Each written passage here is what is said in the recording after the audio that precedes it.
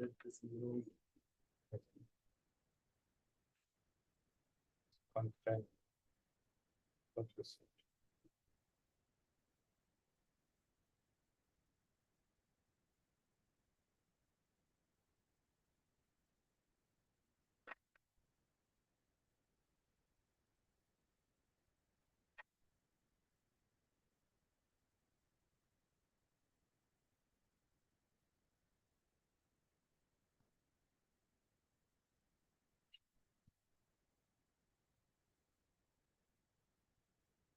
Testing the mic.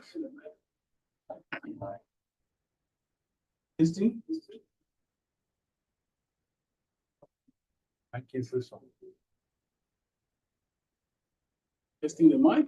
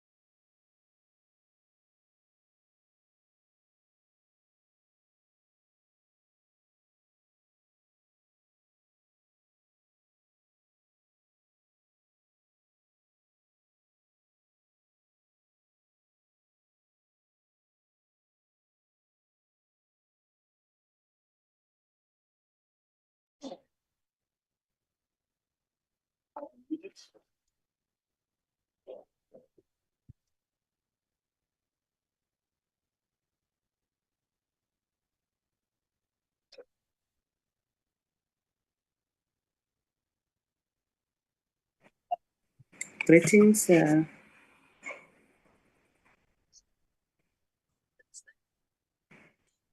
Can we switch off our mics if we're not on the platform? If it's not us afforded space on the platform, can our mics be switched off at least?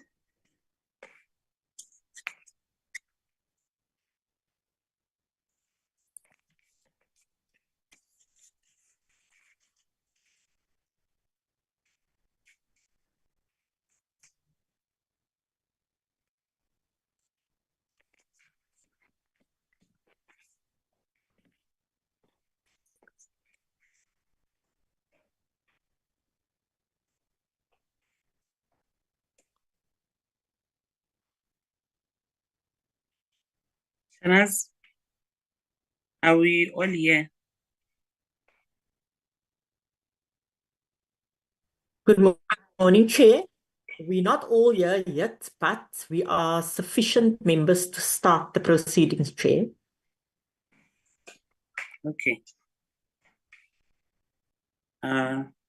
Greetings. Can you flag the agenda, Shanaz, first?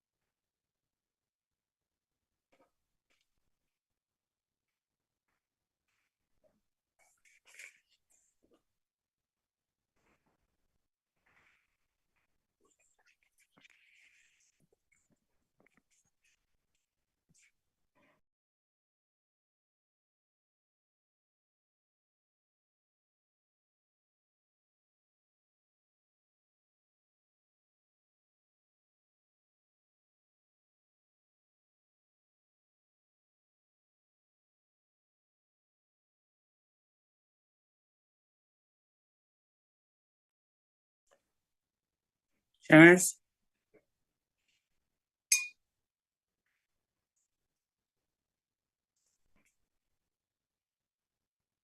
Okay, greetings, everyone, honorable members, and the DSTI team, NRF, and everyone that is here. Receive our greetings this morning as we start with our portfolio committee meeting. Today, as we all know, we will be receiving a briefing from the Department of Science, Technology and Innovation, but specifically from NRF on the Human Capital Development Program that is inclusive of the full specifics of the postgraduate funding policy. I think in our last engagement with NRF, we had touched a bit on the funding prospects and how they fund institutions. There were few concerns from portfolio committee members on other institutions. Recording in progress. Of institutions that are being funded on the criteria that NRF uses for funding postgrads in respective of the universities that they are coming from. So today our agenda is, I hope, because it's not flighted, I hope that everyone has their agenda before them, but we're going to have welcome and introduction, which we just did, and then apologies, and then consideration of the agenda, and then we will then go straight to the to a presentation by NRF, and then from there we will have a questions and discussion session, and then we will then excuse NRF and deal with our own house matters, which is minutes of the previous meeting, and then we'll have way forward an adjournment. Shanaz, can you please assist us with apologies? Okay, good morning, Chair. The apologies we received for today was one from the Minister. He's on official business in Ethiopia. Then we had an apology from the Deputy Minister, who's leading an international delegation at the SKA. And then we had an apology from the NRF Board Chair. He's not available, or they will be represented by the CEO today. Then from the member side, Chair, the apologies we received was from Mr. Zondo from the IFP and Mr. Pambo from the EFF. Thank you, Chair. Those are the apologies for today. Are you unable to flag the agenda, Shanaz? I don't know why it doesn't show from why I can't do it here now. I'll try again now. Okay. No, thank you. Those are the apologies, members. We can we have a person that seeks to adopt the agenda? Okay, I might not. Honorable Mazoni. Good morning, Chair. Good morning, members. I'd like to move for the adoption of the agenda. Thank you, Honorable Mazoni. Honorable Nkosi, secondment. Good morning, Chair. I would like to second the adoption of the agenda. Thank you, Honorable Nkosi and Honorable Mazoni. The agenda is duly adopted. We are now going to move straight to the brief by, now I'm told that we are now informed that the one heading this delegation is going to be the CEO of NRF. Over to you, CEO. to take us through your postgraduate funding policy and the Human Capital Development Program. Sorry, Chair, I think acting DG is on the platform for DSTI. Okay, acting DG, over to you. DG, I welcome. I was not properly informed. I thought it's only the CEO. My apologies. Greetings to you, DG, and your team, and over to you. Good morning, Chair. Good morning, honorable members. Yes, indeed, we are here with some of my team members, but for the NRF presentation, like Chair has said, that is in response to some of the questions that the committee has posed to us and the NRF. So we just coming here to present in terms of our outcome goal 2, which is human capabilities and skills for economy and for development. And the NRF will take us through the presentation and also do give a bit in terms of where we are as far as the NDP targets are concerned for the 2030 NDP. The NRF reports to Program 4 within the DSTI, which is Research Development Support, led by DDG Imran, who's also here. So at this point, I would like to hand over to him to introduce the NRF and the presentation. Thank you, Chair.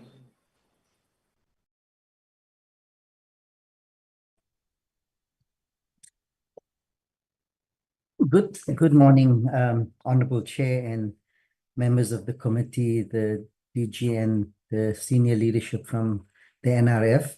The NRF is led by the CEO, but I'm told that the presentation will be done in detail by Dr. Moshe.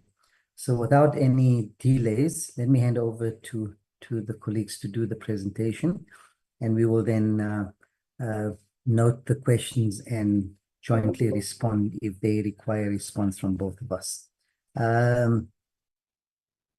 Dr. Naramondo, can I hand over to you? Thank you, DDG. Thank you, Acting DG. Honorable Shwiti, Chairperson of the Portfolio Committee, and the honorable members of this Portfolio Committee. Maybe from the outset, let me just indicate that when the chair of the board apologized, it was at the time that there was limitation in terms of the number of people who could attend the meeting. Since the meeting moved online, he has delegated the leadership of this delegation to Dr. Len Corner. So I'd like to hand over to him briefly before he can then hand over back to me. So Dr. Corner is representing the chairperson of the board, and I can see a number of the board members on the platform. Thank you, Chair. Thank you, CEO. Good morning, Honourable Chair and honourable members. Professor Musa Moshebelo was installed as the 11th Vice-Chancellor, which was celebrated yesterday. So some of us did come to Cape Town, and we were quite keen on joining the report back to the Portfolio Committee. We have in our midst today, as a result of this being online, 2 members of the NRF board, besides myself, Ms. Funeka Kumalo and Ms. Lashlani Malema. We have prepared, Honourable Chair, honourable members, a detailed presentation, which will be introduced by our CEO and then undertaken by the Group Executive Digital Transformation. So, Honourable Chair, with your approval, I'd like to express our appreciation on behalf of our Chair and the NRF to be provided with this opportunity for us to share the future plans as well as to address any issues that may be raised by the Portfolio Committee. Thank you kindly, CEO. Back to you.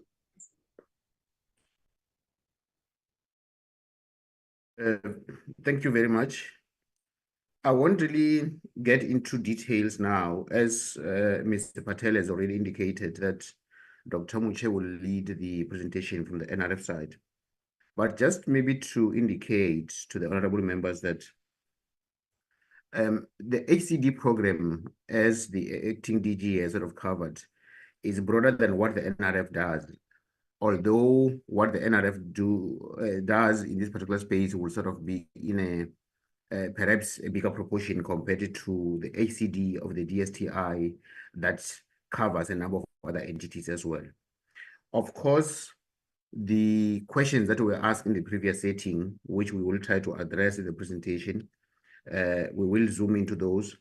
But I wanted to just indicate also the fact that when you look at postgraduate funding, one of the few things that we've raised several times has been around the limited funding that is available to fund the number of postgraduate students that are available in the system. In my previous sitting or presentation to this portfolio committee, I also indicated that if you look at the number of students who are at postgraduate level across the entire science sector system, we are sitting with a number of close to about 170,000 students. But when you look at the funds that the NRF can actually dispatch, we can only fund close to 6,000 to 7,000 students, which is a very small proportion. So that is one of the things that perhaps from the outset, let's just indicate that aspect to show that our funding is just pretty much a small seed that is being planted in the system, but the system requires much more money for funding. When you look at the number of students that apply for funding that meet all the requirements, but who are not funded solely on the reason that there's just not enough money, even that the number is quite big. And this is the reason why we have some of the challenges. We then talk to the criteria and how we then apply the criteria. Maybe the second component, which is my last part, is also the issue around the role of the universities in helping the NRF in the selection process of the students that are qualifying or who qualify for studies. Of course, we look into this with a view of maximizing the throughput to ensure that the students that start their postgraduate qualifications can actually finish in record time. And therefore, it makes more sense for us to then fund largely those ones that are highly competitive, those ones who are good achievers academically, which shows that indeed, once they start their program, they are likely going to finish, so that you can then have high throughput. In the very same vein, let me also highlight, Honorable Chair, the fact that to minimize the time flow, this is the reason why we work with the universities, and this is the reason why when applications are sent, they then sort of go through the university screening process, become the one that recommends the NRF. There are many reasons for that. And one of the reasons is that for higher qualifications, masters and PhDs, you must have a supervisor. So you cannot just fund a student who might actually spend much of the time trying to find a supervisor on the topic of their interest, where they may even fail to find a supervisor along the way. So it makes more sense when the university says that, yes, we have capacity to do this research in this particular space because we have the labs that are available. We have a supervisor, we have a professor who does work in the domain who can supervise the qualification. That on its own helps us in the screening process and helps in pushing then this throughput, because you then have, at the moment of funding, you have some kind of a guarantee that the student is going to a university that has capacity in that domain. The student is going to a capacity where there's a supervisor who can actually do the work, who can supervise the work. Of course, changes happen along the line. Supervisors move from one university to the other, but it becomes easier when you have that from the outset. Without further ado, honorable members, I will hand over to Dr. Muche, who is going to lead the presentation from the NRF. Dr. Muche, let me hand over to you.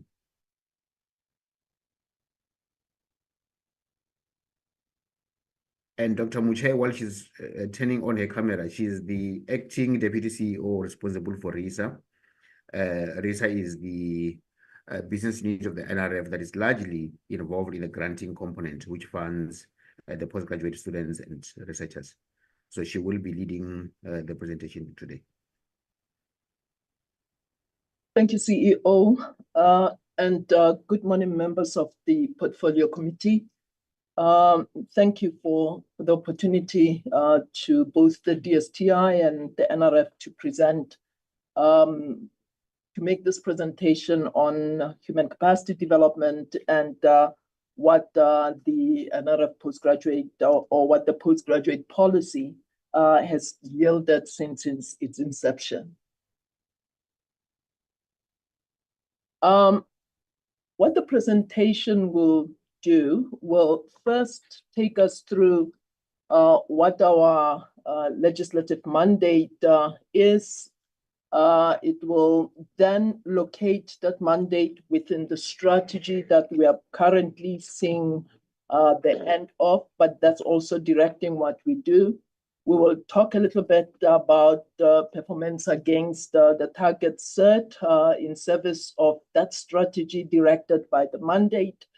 We will look at some of the trends that we are seeing, what the impact has been, and then take it with then what? What is the future outlook?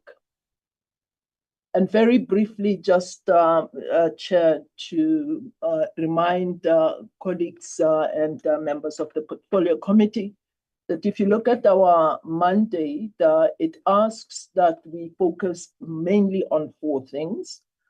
First, supporting and promoting and advancing research and human capacity development, and doing this through funding and also making sure that there's provisioning of the necessary research infrastructure. And this we do to ensure that there's creation of knowledge, innovation and development, and not just in science, but rather in all fields of science and technology, including the humanities, sciences, and indigenous knowledge. So the first part speaks largely to what is it that is in place that allows for the development of the human capacity. And that will then include your postgraduate students all the way up to how do we build your centers of excellence, your SARCHs, for example, all in service of how do we ensure creation of knowledge. The second part is the supporting and the maintaining of the national research facilities. The third part is the part that says, yes, we're seeing you're doing all this human capacity development and creation of knowledge. There's national research facilities, but how do we ensure that the community is involved? How do we ensure that there's an awareness?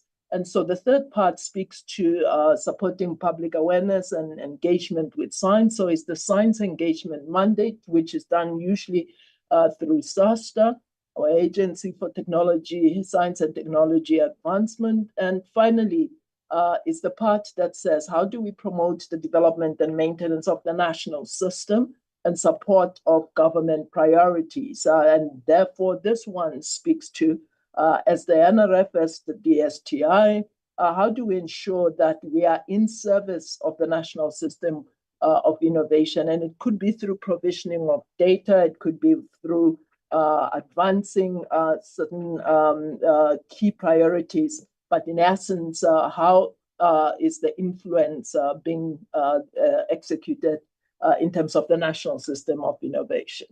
So very briefly, if you look at the strategy 2025, it speaks to a national development enabled through advancing, promoting, and supporting research, right? And it says to achieve this, how do we do that? It must be through a transformed research workforce, enhanced impact of the research enterprise, enhanced impact of science engagement, and a transformed organization that lives its cultures and values. So in essence, it says, if we are to look at the outcome of the delivery of what the strategy is intending to achieve, these 4 things should be what guides us in terms of are we delivering on what the strategic imperative is. And the lens through which we look at is through these 4 pillars, transformation. And the transformation is not just the transformation of the knowledge enterprise and the demographics, it's also the transformation of the research landscape. It's the transformation of the type of knowledge that's being produced. It's the transformation of who's actually producing. Impact, it says, yes, you cannot be doing research, for instance, for its own sake, that in essence, it must be for the betterment of the society. It must be that it helps us as a country to address our social ills. So impact now, as the NRF in particular, has been what guides what we do.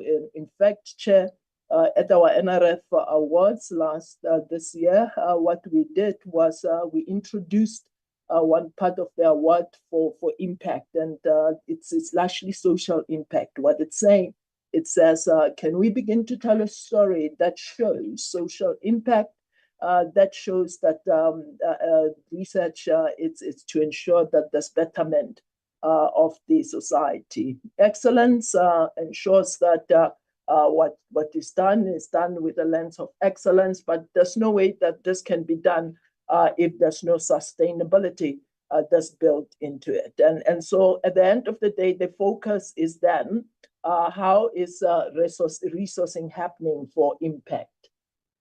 If we were to look at the 2030 NDP targets, what the targets were saying is that 25% of university enrollments should be at the postgraduate level by 2030, and current, if you look at the 2022 baseline, we are at 18%.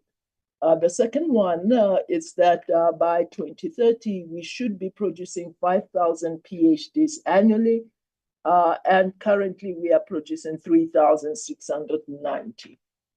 It's also saying that 75% of academic staff with PhDs should be having PhDs. And this is also important if we are to actually strengthen our research landscape, because that means that you have enough qualified academics who can then supervise PhD students themselves, who can ensure that there's also productivity. And by 2018 baseline, it was 45%. And if we look by 2022-23, we were at 47.7. And so with that in mind, how is the NRF sort of organized in terms of delivery of this HCD mandate? And that is located within Program 3, which is under the Business Unit of Research and Innovation and Support and Advancement. And its purpose is HCD pipeline, research, innovation, and impact value chain, and access to necessary research infrastructure, again, linking to the mandate that we showed earlier on. And the outputs for that is your postgraduate funding, is funding for emerging and established researchers.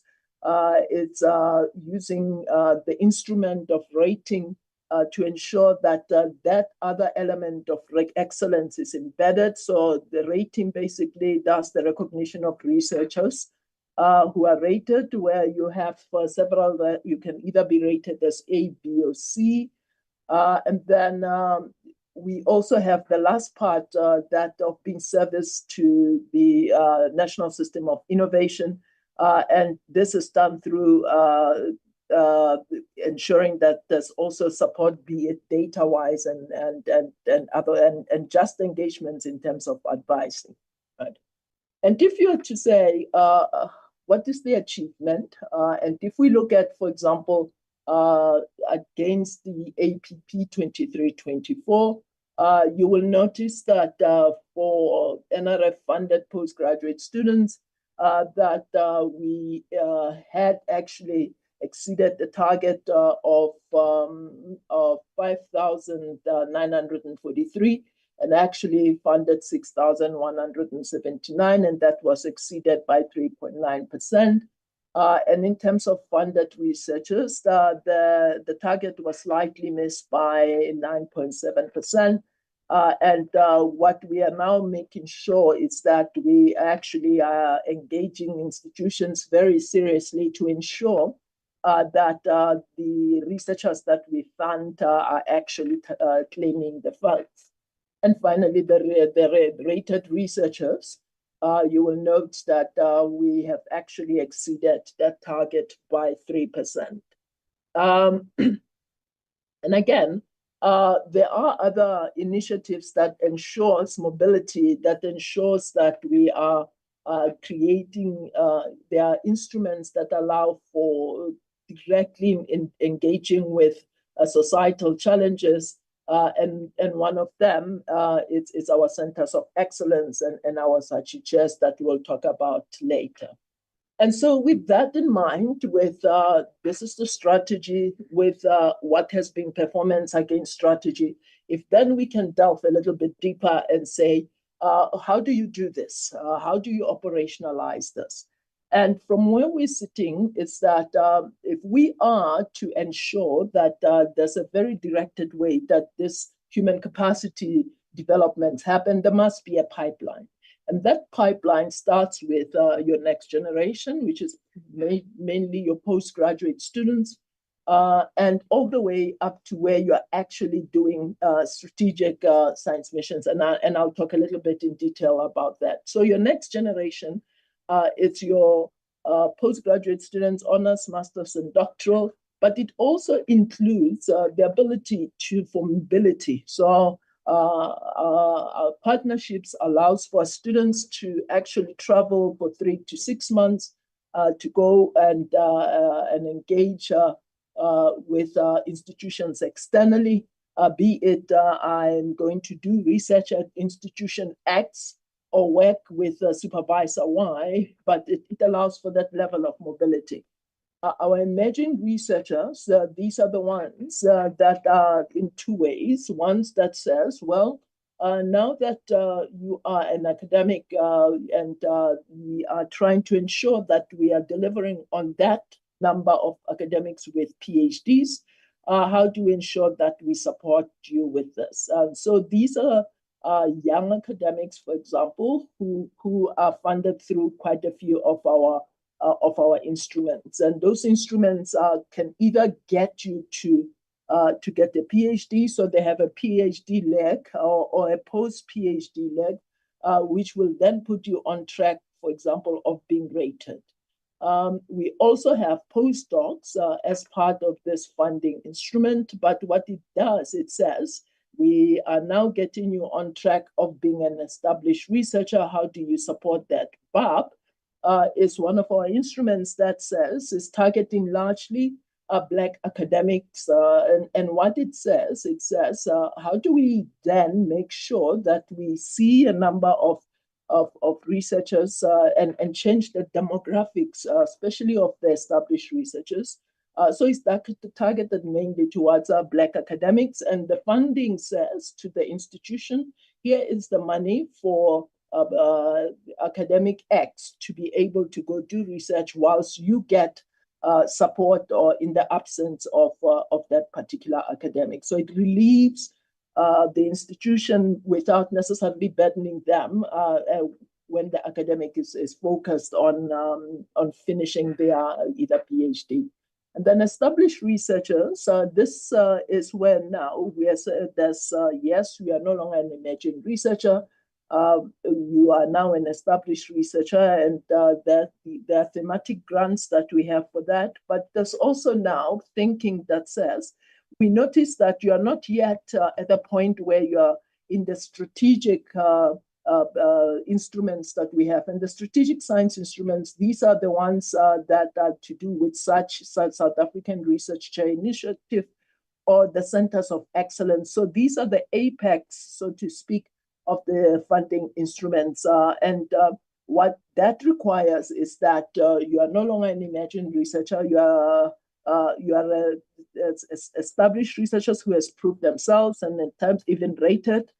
And it requires a level of expertise at the highest level. So however, at points between the emerging and the strategic ones, you might find that the established researchers need support to be able to then operate and be at the level where they can run centers of excellence or be SACHI chairs themselves. And there has been thinking, Madam Chair, that maybe we have to be also intentional about this. And what we have been doing is to say, now how can we actually ensure that we have support that allows intentionality in catapulting our established researchers to be at that level where they are now at the apex of our funding modalities. And innovation support can happen throughout, but what it's supposed to do here, it says, how do we ensure that we have a targeted way where we are supporting innovation. And in terms of our funding categories, we have ones as listed. We fund research grants, infrastructure grants, institutional grants, bursaries and scholarships, mobility grants, and rating. And I must say, Chair, that the institutional grants, these are the ones where the granting or the engagement is largely with the institution. So here, the contracting is with the institution, and these are your strategic then initiatives, your infrastructure grants, your centers of excellence, and your SACHI chairs. And what this slide does, it just gives you a sense of in those categories what is included. As mentioned earlier on, you will note that under emerging researchers, you have those instruments. And please note that NGAP is what we're doing with the Department of Higher Education and Training. And it's actually, again, intended to build next generation of academics. So actually, it's next generation's academic programs. And under rating, we are then saying that what we might think of is not just individual rating, but to start thinking about can we have group rating? And just very, what this does, it says, if we were to look at the knowledge areas, and remember, Chair, when we fund, we fund across, if we're looking at how does that work, where do we see the distribution, you will note that is as displayed. But also let's note, Chair, that whereas we might have some of these sort of delineated in specific ways that we see here, let's note that you might, for example, within the medical and health sciences, still have part of the project a colleague who's from, or at least the researcher who's from the humanities. But in terms of the distribution of areas, if we're looking at how do we see the funding happening, it's in this way. It's by no means saying that we are saying that specifically this is what we will target, but rather to say if we are doing analysis of what we're funding, how would it look like? And is it delivering on what we want to deliver, right? What this slide shows you is that if we look at the researcher cohort, right, we can begin to see that in 2018, if you look at females that were being funded, we looked at it was 37%, and we have moved it to now 45%. And notice that the starting was quite at a low base, but if you notice, there has been quite a move in terms of South African Blacks and South African females, South African Black females in particular, but by and large also in terms of total researchers. That whereas in 2018 we were at 37% funded, we have now moved to 53%. But also you will note that the numbers have sort of stabilized, or at least are now tanking out, but they are at a certain amount where we are now to say that whereas we started very high, but now we are now at a point where we can largely say per annum we are supporting at least 3,000 researchers. If you are including postdoctoral fellows, you again see a similar trend that is saying that whereas the total in the beginning for South African Black was again at the lower end, where we're seeing an increase that takes us even up to 53%. So all in all, if we look at, we sort of flowing into making sure that the imperative for transformation is happening, Chair, we are working very hard to make sure that that happens. If you look at average grant expenditure, you notice that on average per annum, it has moved from being at 121 to at least 182,000. And earlier on, I mentioned that when we want to think especially about established researchers and funding groups, you then start to realize that if we're going to pursue individual funding of established researchers, this per annum funding is not going to get us to the point where we are in a group, we're having postgraduate students, we're having postdocs, we are having leveraging of funding. You're not going to get that optimally if you're doing individual in terms of established researchers. Hence the thinking that maybe funding of groups might get us closer to where we want to go faster. And if, again, you look at the trend for funded researchers, is the trend that the earlier the presentation showed. But it also, by this, shows that we are focused mainly on how do we transform our South African research landscape. And you will note that most of the funding goes to our South African researchers. And yes, we have a mandate. Yes, the mandate says you should be transforming with excellence, with impact. And yes, we are seeing the numbers that shows that there's movement in terms of transforming the landscape. But then the question remains, is there productivity, and can we begin to see that?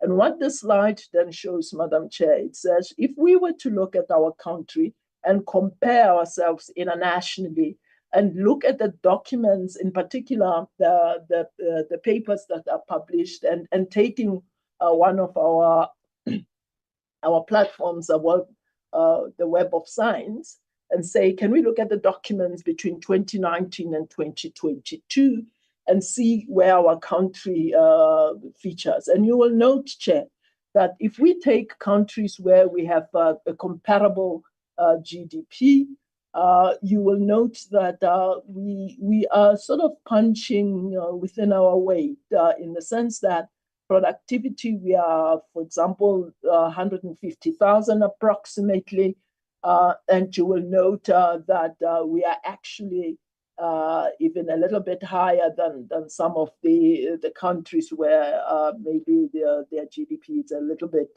higher than us. But by and large, what this says, it says, yes, we are actually performing internationally in comparable ways.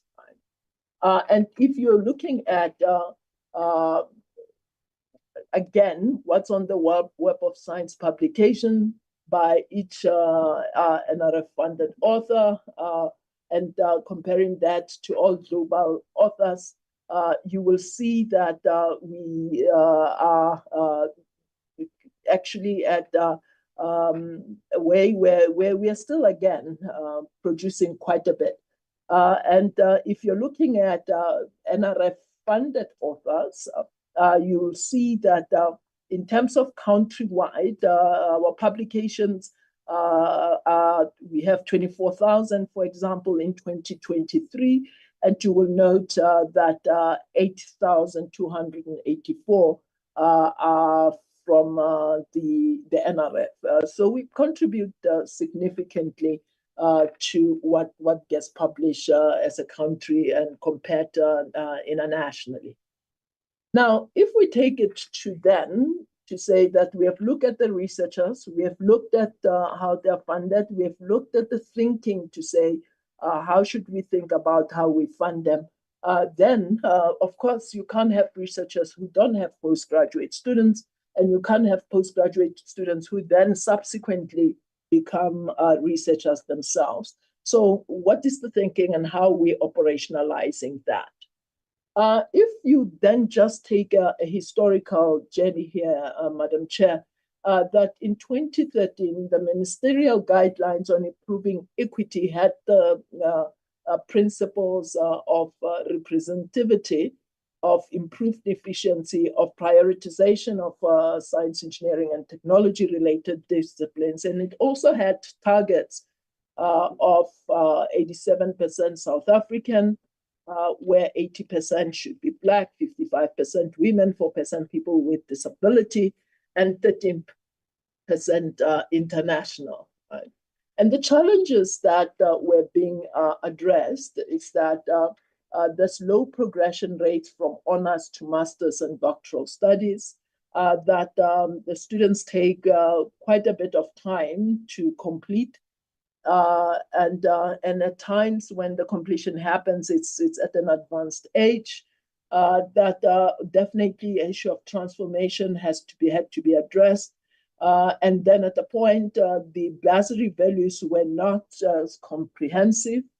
And the funding of financially needed students at postgraduate levels had to be looked at even seriously. And there was no policy synergies at the time with NSFAS, where you could then look at the undergraduate to postgraduate pipeline, but also there was comprehensive wraparound support lacking. And what that means is that, yes, it's not enough to say we have given you money, that we have to make sure that there's the support in terms of understanding how do you get faster for your proposal, for example, for understanding where you should be thinking of your next steps, what does it take, and so forth. So the thinking was that how do we then address this and enter the then DSI, there should be DSTI now, but DSI NRF postgraduate funding policy. And that was then enacted in 2021. But if you again look at its journey, 2016, then it was gathering of data all the way up to 2021, or actually in 2021, where the second call for applications was published. First call in April 2020. And where we are now is we are at the 5th year of the implementation of that postgraduate policy. And of course, there has to be reflections, and we are now currently on reflections of what has worked, what has been achieved, what are the things that needed to be strengthened. And if you look at that funding policy, you will note that it was targeting South Africans at 95%, 5% international, and the women at 55%. And for South African targets in particular, Black 90%, white 10%, and disability at 1%. Excuse me, Chair. And looking at that from the NRF side, and with engagement, of course, with our DSTI colleagues, it's that what should be the intervention? And postgraduate students, for example, the thinking is that they must be funded without interruption up to the doctoral level, right? That there must be prioritizing of funding of full-time students in ways that they can go to school without necessarily having to worry about I must be able to support family, that the funding must be fit for purpose, right? That 95% will be allocated to South African citizens and permanent residents, that there must be an alignment with DHET undergraduate bursary schemes for students at public universities. So the thinking here is that how do we ensure that with this imperative of the postgraduate policy, how do we then make sure that we operationalize in ways that we deliver on what the policy is requiring, right? And the criteria for allocation, I think the CEO mentioned earlier on that the institutions, there's a review panel that also sits, and before it's actually sent to us for funding. that there must be knowledge domains that are specified, that are prioritized, aligned to what we're trying to achieve as a country, and look at availability of budget, which at times then says that we have students that we get, but we can't fund, not because they're not eligible, but because funding is an issue. And then we also have ensuring that financial needy students are prioritized, and that is done through a household means test. That we are also looking at persons living with disability, and of course ensuring excellence by saying that we will also support academic high achievers. And if you look at then, are we getting applications? And you will see, Chair, that, for example, we get around 14 or so thousand applications, and we end up funding around, and these are new applications, but in totality, you will see that then we end up with around 7,000. But here you see that you end up funding way less than what you receive, and on average, you will see that then there's a deficit of around 1.5 billion that is required to ensure that we support the students who are eligible, but we are also marching very aggressively towards the achievement of 5,000 PhDs annually by 2030. Right?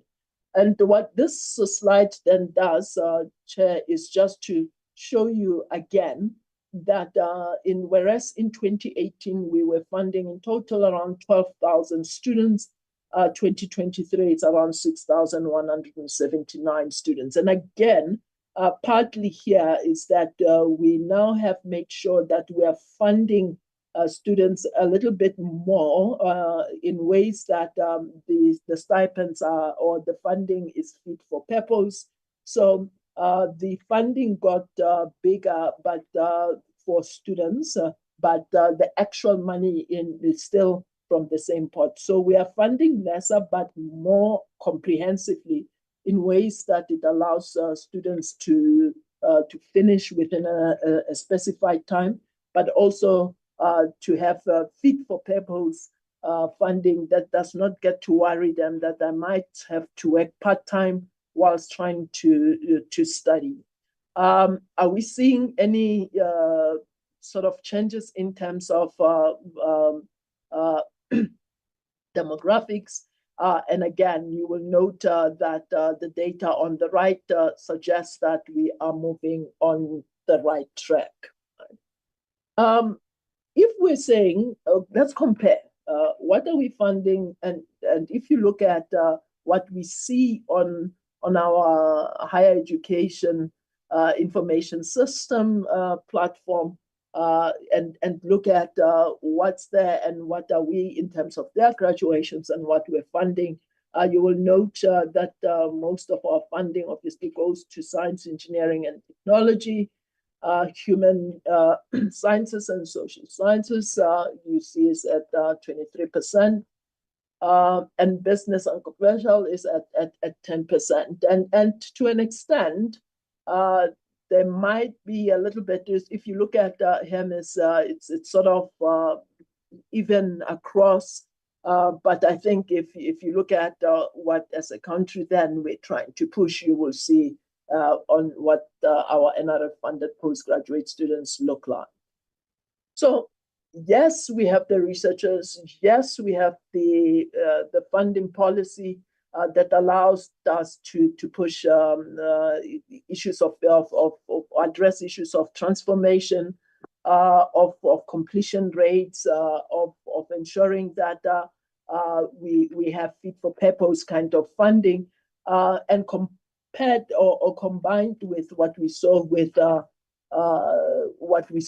researchers, is there a story to be told about impact? To that end, what the NRF then did was to create an impact framework that it worked very closely with the sector on. It socialized the sector on. There were meetings with the sector. There were workshops with the sector, just to say, can we then just not say that, yes, we produce so many students, yes, we produce so many researchers, but rather to say, can we say something about the research that we're funding? So the framework was intended to get us to the point where we're just stopping at outputs, but rather to get to the point where we can look at societal impact, the economic impact, of course, noting that knowledge impact definitely must be there. And looking at some of our funding instruments, we thought, well, a good way to start, maybe let's look at our chairs and our centers of excellence. So we looked at our centers of excellence, for example, and said, can we see what's coming out of this? And one that actually won an award in our inaugural, we looked at the biomedical TB research, or Center of Excellence looking at that. And if you look on the right, you will see that there's quite a bit. Not only are they producing students, not only are they producing peer review, but there's also artifacts that are coming. For example, the ability of new drugs and vaccines that can be generated, particularly for where we're having drug-resistant TB, that there are technologies that are coming out of this. On food security, similarly, to say what is the benefit to society that we're seeing out of this. And we see that this Center of Excellence brings together expertise in food security across the country to understand the economic, social, and political complexities of hunger, poverty, and inequality, and engaged particularly with a range of stakeholders in food system to propose sustainable solutions of ending hunger. We have one on HIV prevention, and again, looking at strategies to say, as a country, how do we ensure that there are strategies to reduce the spread of HIV in women, specifically young women in our country. So we have all that. We can look at the productivity. We can look at what we're doing for students. We're tracking impact. What is the governance structure around this? And I think when we presented our annual report, the annual unqualified audit opinion seems to be saying that, yes, you're doing that, but you're also doing it with proper governance around it, that there's good internal controls implemented by management, that also whilst doing that, our BBEE level of rating, and I don't know, I'm looking in the direction of our CFO, that now we have actually moved to level 1. Right. What are some of the challenges as we conclude, Chair? Obviously, the issue of funding, it's for postgraduate students that's declining, especially noting the amounts that we're getting. And also, Chair, to just say that whilst we're looking at fit for funding, we still have to make sure that we are funding as many students as we get. And we're also looking at if you look at the distribution of SACHIs amongst higher education institutions, you will see that particularly our historically disadvantaged institutions are still on the lower end. And what we have now started to do is to put the targeted interventions towards our historically disadvantaged institutions, not just to say, here's a SACHI chair, but to say system-wise, how do we work with the institutions in a targeted way to build the infrastructure, to make sure that we have spaces where postgraduate students can thrive, where your researchers can then become your SACHI chairs, and see this changing quite a bit. But also to ensure that we're seeing a number of academics increasing with PhDs. And there's also other interventions that are intended to, I'm sure our colleagues in DSTI will also attest to the fact that the presidential postgraduate scholarship is intended to ensure to address in a very targeted, comprehensive way the funding of postgraduate students. Again, comprehensive wraparound. We now have also started a symposium that is picking up on what we used to have. But this symposium, we had the inaugural one this year. It brought together next generation and emerging researchers into one group for 2.5 or 3 days, actually, just exposing them to things that are needed, what it means to succeed, to get to a point, what would it take, create a platform where there will be networking, create a platform where to say, if I'm going to commercialize and think of that, what is required for me to do that? If I'm going to be entrepreneurial, what does it mean for me as an emerging or as a next generation researcher? And I've spoke quite a bit about targeted funding modalities to say, how do we support, for example, your historically disadvantaged institutions and your postgraduate, your established researchers in ways that it gets them to be catapulted into the apex programs I spoke about. And last but one slide, Chair, we are not just saying, no, we don't have funding, but rather actively what should we be doing. And you would note that we have, for example, engagement with SASO, for example, comes in and say, we want to fund students, how do we support? And you will note that from 2022 to 2024, there was an investment of around 26 million, which allowed for funding of 102 honor students and masters and PhD students.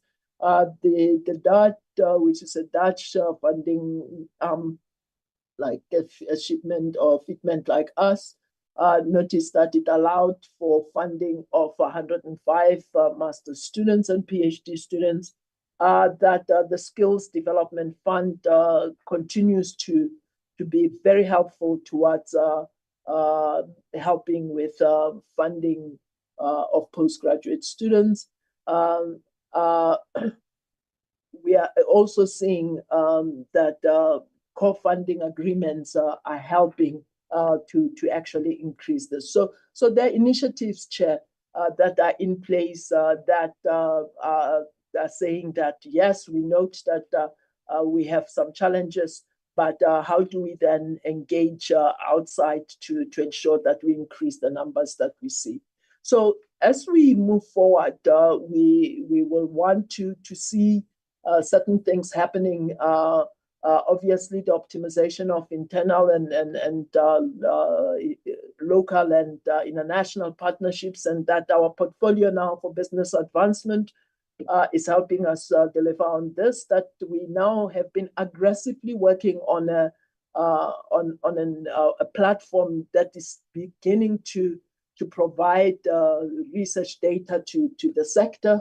That we are pursuing open science to say that how do we ensure that we are able to democratize, for lack of a better word, the sharing of knowledge, and then how do we then ensure that the strategic programs are aligned very much in a targeted way to our decadal plan.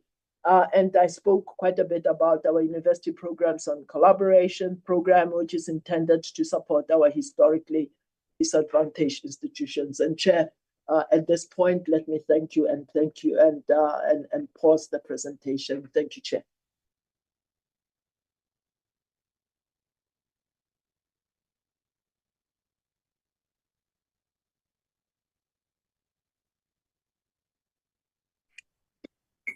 Chair? Yes, I'm still here. Is the present acting DG?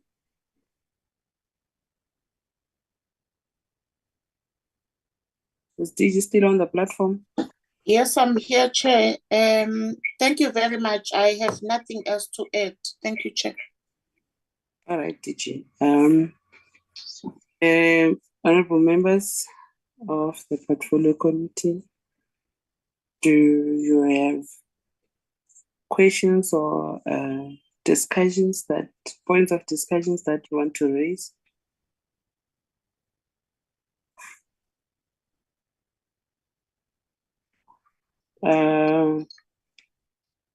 I'll see that with a show of hands.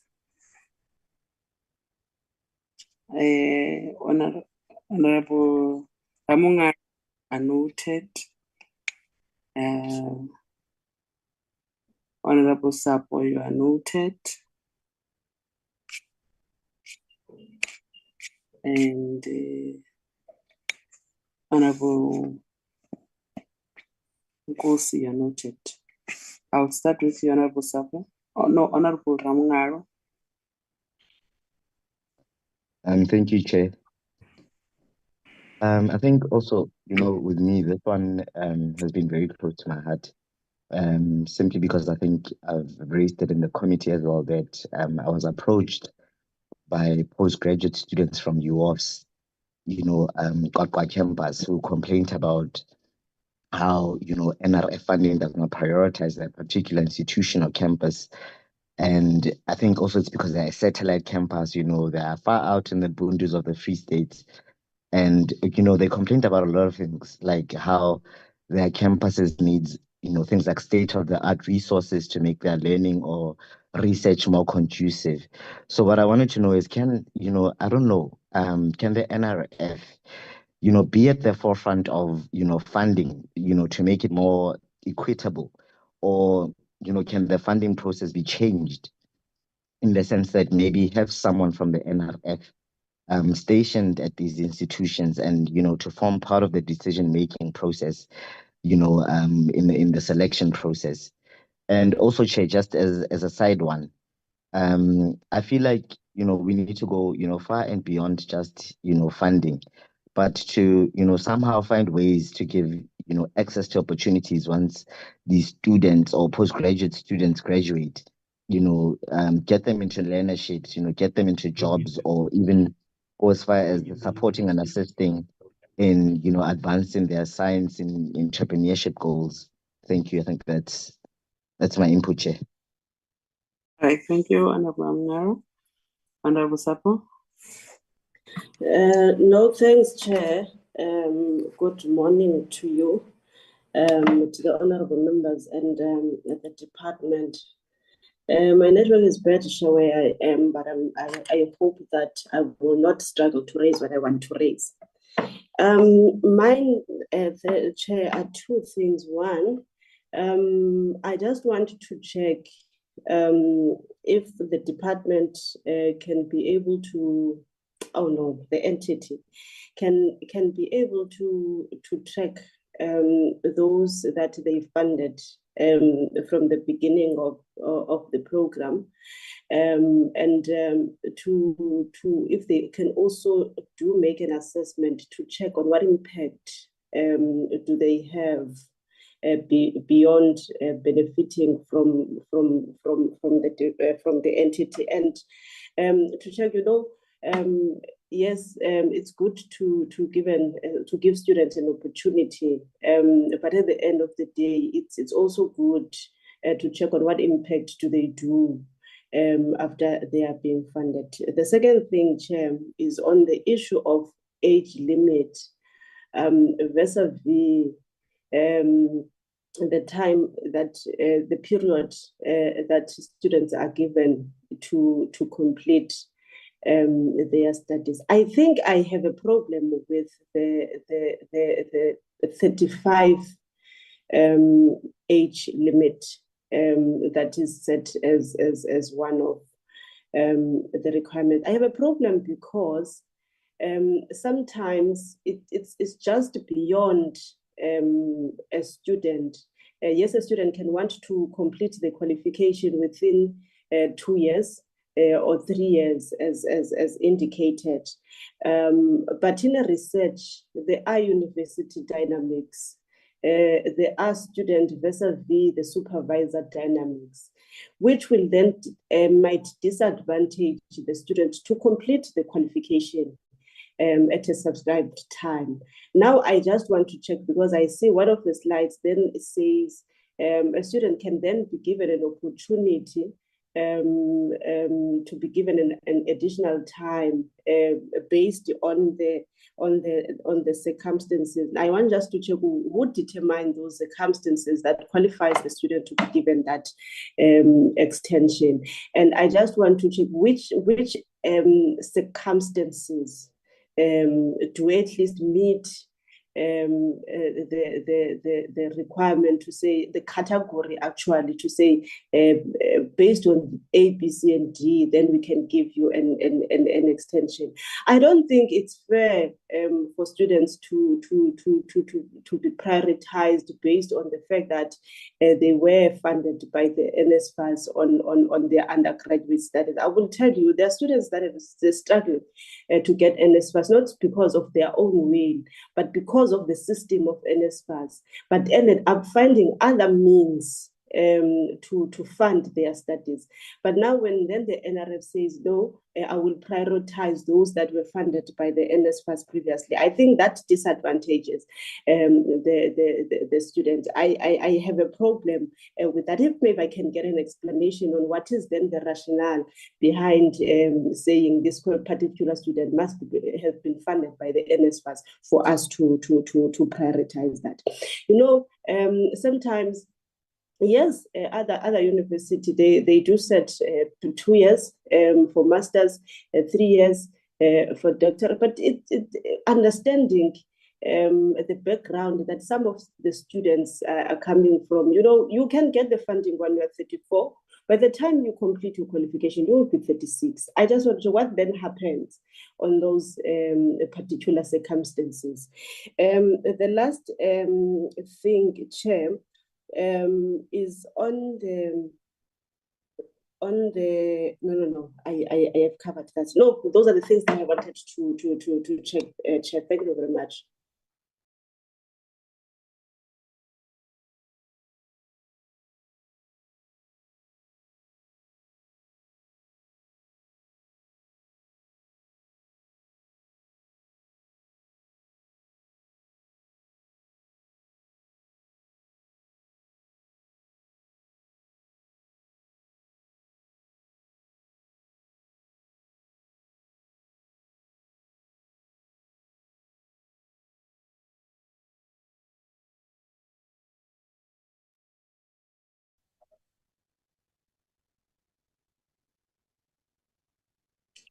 I am done, Chair. Is the Chair still in the meeting? Yes, I'm here. Honorable Boshoff. No, Honorable Nkosi before Honorable Boshoff. Honorable Boshoff, you are noted after Honorable Nkosi. Thank you, Chair. Chair, I think most of what I wanted maybe to also contribute on, honorable members has also contributed on. But Chair, I just wanted to get, how does the NRF plan to measure the long-term impact on its initiatives on a national human capital? I just wanted to check that, and also wanted to check, Chair, do they also promote lifelong learning initiatives that allow professionals to upskill throughout their careers? This could maybe, Chair, involve online courses or certification programs supported maybe by the NHR or by NHRF. I just wanted to check that if they also promote the lifelong learning initiatives even after a student have been assisted, so that they are able to keep up. What measures also can be taken, Chairperson, to ensure equitable access to NRF funding across different demographics? Chair, I think also Honorable Ramokgalo also touched on this, is the complaints that we get from the students that they feel as if they are also not maybe being reached by NRF, Chair. I think those are the only few questions that I have. Thank you. Honorable Boshoff. Thank you, Honorable Chair. I want to involve another question, which I can't remember exactly whether it was last year or the year before, but there was an indication that the higher education sector, or specifically the university sector, will be reorganized, taking away the distinction between private and public, but rather distinguish between universities and I think university colleges, with the university college having less research capacity and more focused towards lecturing without advanced research, and that the university college will be under the guidance of a university, a full university with all the research capacities. And I believe, well, that's what I actually want to ask. Is that going to have an influence on the NRF's allocation of funds? Because if I'm not mistaken, this whole question about demography, about reaching historically disadvantaged universities and so on, it seems as if some of the categories are becoming obsolete with that. And well, I would like to know what would be the implications for rural students, for instance. In that case, has it been deliberated yet, or is it maybe still something which wasn't brought into the discussions of the NRF itself? Thank you very much, Chair. Thank you, Honorable Boshoff. Thank you. Oh, I see the end of Honorable Mjadu. Honorable members, can we? I'll give Honorable Mjadu. You are the last one.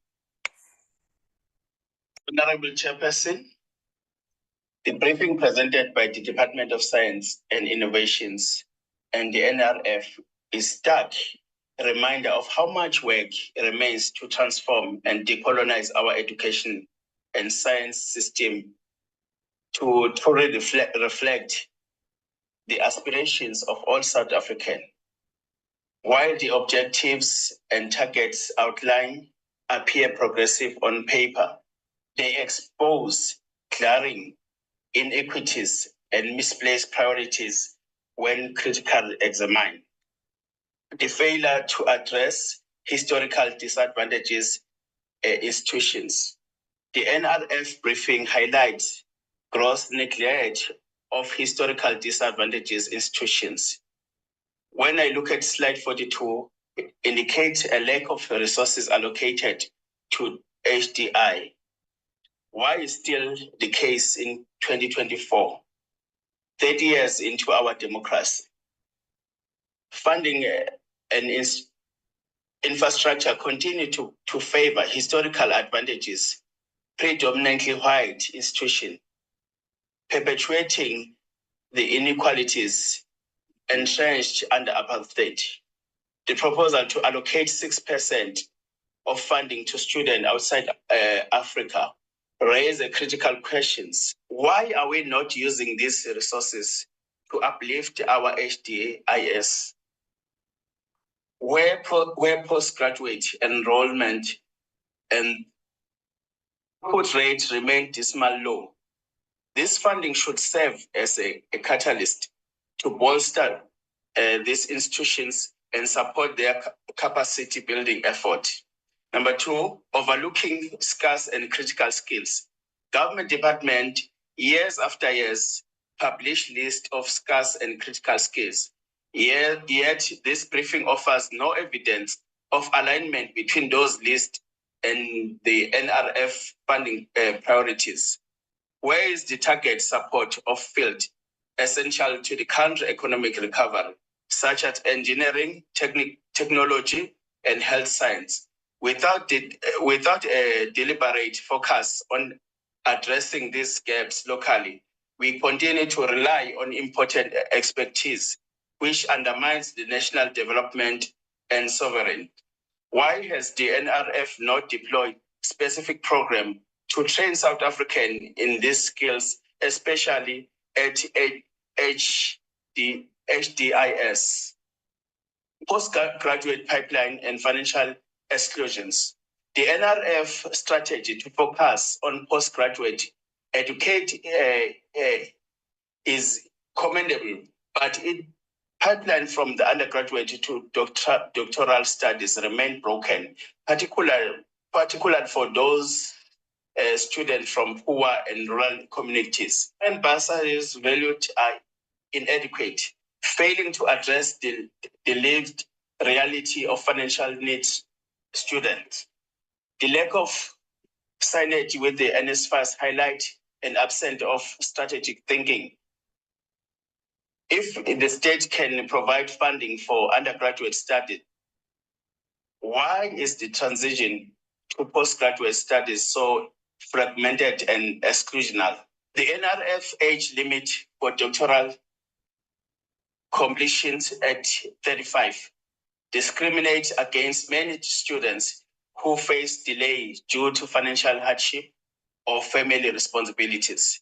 The age limit of 35 presents significant challenges, particularly for those individuals from rural areas who often need to secure employment to support their families. What is the rationale behind this age limit, and how does it address the very challenge you have outlined? Forcing individually into part-time studies not only limit opportunities, but risk these skills the country by discouraging participation in postgraduate education. Instead of imposing such restrictive criteria, the focus should be on creating incentive and that attract more people into postgraduate studies, regardless of their life circumstances. Who determines that student must pursue these studies full-time? And how does this align with the reality faces by most South African? Neglect of public science engagement. The NRF mandate include promoting public engagement with science. However, little has been done to make science accessible and relevant to the majority of South Africans. How is the NRF addressing the systemic underrepresentation of African indigenous knowledge in its programs? What steps have been taken to engage communities, particularly in Honorable Mjad, can you summarize now? We are running a risk of receiving another presentation. Can we summarize this?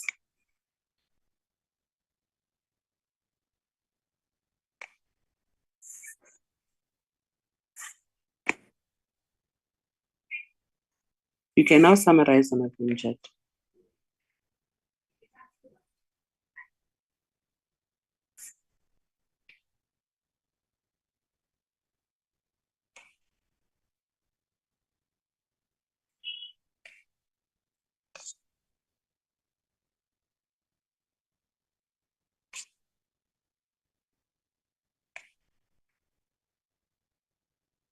Honorable Mjadu? Hello. Yes, you can now summarize, please. Don't give us. Sorry, thank you. Thank you very much. Thank you very much. Sorry. Thanks.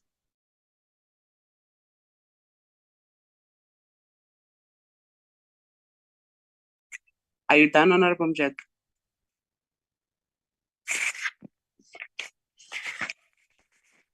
Okay.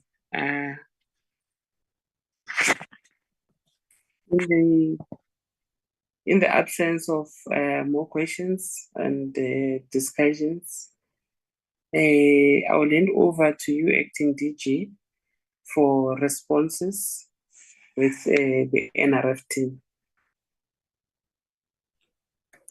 Thank you, Honorable Chair and Honorable Members. Can I please hand over to Dr. Nelumondo to respond to the questions? Thank you, sir. Thank you, Acting DG. Thank you, Honorable Chair. Maybe allow me to just make some few remarks before I hand over the questions to some of the colleagues in the NRF. The first part is the perhaps the position that I raised in the beginning of this meeting when I mentioned that one of the main challenges we have is inadequate levels of funding.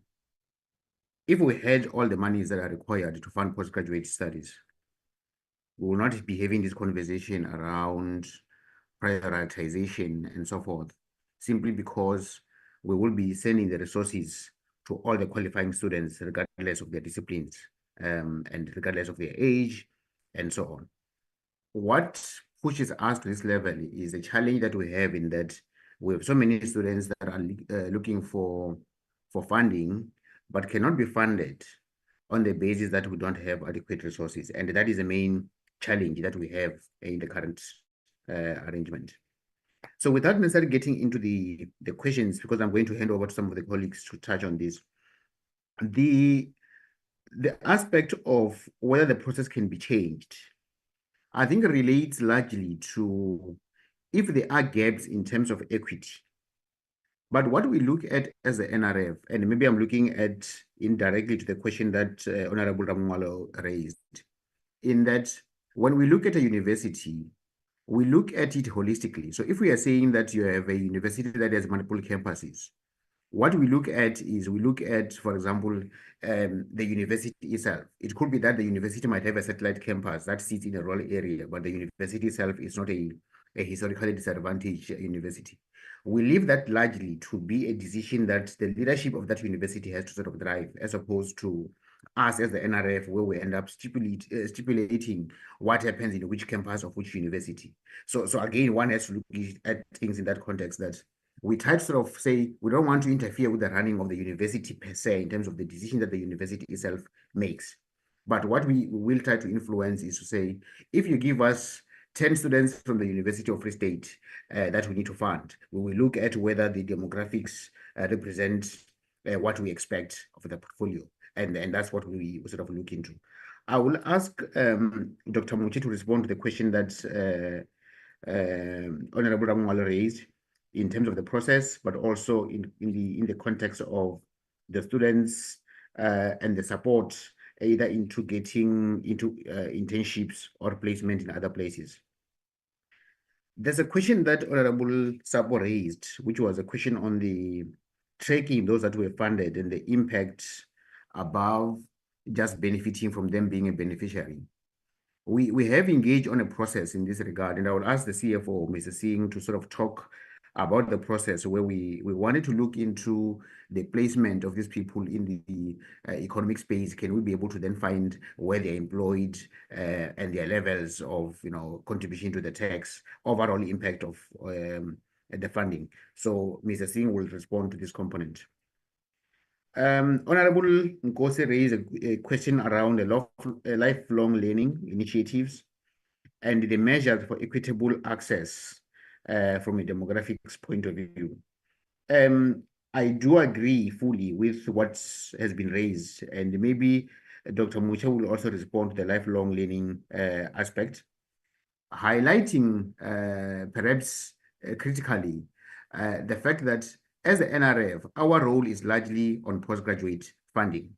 And that's what National Research Foundation as mandate sort of mandates us to do, to look into postgraduate funding.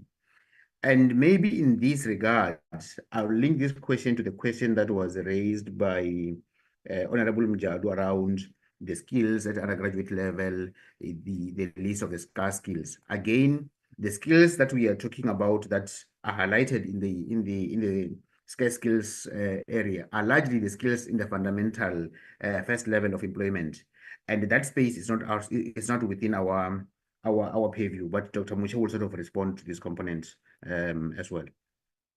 The issue around the pipeline and the lack of synergies with NSFAS, I think is a question that in a way contradicted I think what Honorable Sapo raised, and I want to sort of get into the question of who's right and who's not. The key issue here is the following, honorable members. The first part is that we are saying with this policy, and the implementation, we are looking at if you found a student that falls within a needy space, already the process that NSFAS follows highlights critically where there are gaps, where someone cannot fund, where someone is sitting in a very disadvantaged position. And we're saying, if you find such a student at undergraduate level, which is outside of our mandate, and they're doing very well at undergraduate level, and they then want to do an honors degree, their process must not be complex for them to then go into honors and NRF funds that. And likewise, if they then want to do masters and later on they want to do a PhD, the process has to be seamless. And that's what we try to do, to then say, let's allow those who are needy not to be further disadvantaged by the fact that they cannot afford, and therefore let's stop them along the way. If they really want to go and they become doctors, let's then be able to prioritize those. And that is the part that I agree. I think Honorable Mjadu raises this point very clearly. Of course, I note what has been raised by Honorable Sabu around the fact that this might sort of also create a challenge on someone that might not have been funded by NSFAS and therefore they are missed. That's not the case. We don't necessarily mean that we therefore prioritize only those ones who are funded by NSFAS. Again, we still look into the criteria, but we say in the two baskets that we have, if someone comes from the NSFAS, we'll look at it. If somebody's not coming from the NSFAS, we'll still look at it as well. But those ones who are coming from the NSFAS space, whenever they want to pursue their studies, we will then give them the priority. So Dr. Muche will sort of also touch on this component. Let me end on the issue around the age limit. The age limit, esteemed members, honorable members, if you look at the median age in South Africa, the bulk of the population in South Africa is in the youthful space. That's what we have. That's the reality of what we have. If you look at Africa as a continent as well, you have a continent that has a median age of under 20, which means of the 1.4 billion people or so that we have on the continent, over 700 million of them are under the age of 20. That's what we sort of have at the moment. I'm trying to highlight the fact that we are sitting with a space that is fully youthful by and large. And if you look at the unemployment rates, you can look at all the other stats that one picks, you can actually see that the gaps or people who are affected largely are the people who are in the younger space. And it therefore makes more sense that when we look into where do we prioritize employment, where do we prioritize studies, it makes more sense to say, let's look at this group that is already struggling by and large. And this is the reason why the policy look at this with a view of the completion at the age of 20, I mean, at the age of 35, because we have many people who fall within that category, who are not funded, who have a very good potential of actually contributing for much longer than somebody who's trying to then apply for a PhD, which we do get, where you find in one particular case, I had somebody who was 62 who spoke to me about wanting to do a PhD. But you're saying, by the time you're done with a PhD, you might not have much working life to contribute. So if I were to make a decision, the cost of funding the 63-year-old, a 62-year-old in this particular case, or funding somebody who's 28, it costs me the very same amount of money. But the other one might actually contribute more to the skills, might contribute more to the national development. And that's why the age limit was sort of arrived at from the policy point of view. Whether it's fixed, whether it can be changed, I think this is something that our minister and together with the department can look into this, and we will implement what makes sense. However, the numbers as they stand, the age of 35 makes sense. There was a question around what then determines the extraordinary circumstances, and I'll ask Dr. Muche to respond to that component. Dr. Muche is also accompanied by a few people who are on the ground who do this work on a daily basis, so she might want to refer to some of them. But by and large, these are very critical questions. Honorable Boshoff, you raise the issue around the university colleges, the universities, and also what is called college universities, which is a CHE process. From an NRF point of view, we have not looked into those. But the issue is that some of those become colleges that are largely focusing on just doing the first qualification and not much of research. And in that case, they may not necessarily be beneficiaries, or their students may not necessarily benefit from our space. But we have not really looked at it because that is still being debated even within the CHE. I sit on the Council on Higher Education, and it's one of the issues that we've been discussing about what does it really mean moving into these categories, these three categories of higher education institutions. And of course, when the position has been reached that we are reconfiguring the entire higher education sector to that level, we'll then look into what is then the role of the NRF. As it stands, we have not really reached that level. So let me then hand over to my colleagues, maybe starting with Mr. Singh, to answer the questions on tracking, and then Dr. Muche will then deal with the rest. CFO? You know it better. Thank you. Thank you, CEO. Thank you, Chair. Chair, I have, as the CEO reflected, my colleagues in the room who will take some of the questions, and I'll indicate, Chair, when we do that. But maybe to start, to add to what the CEO has said, if we look at the question that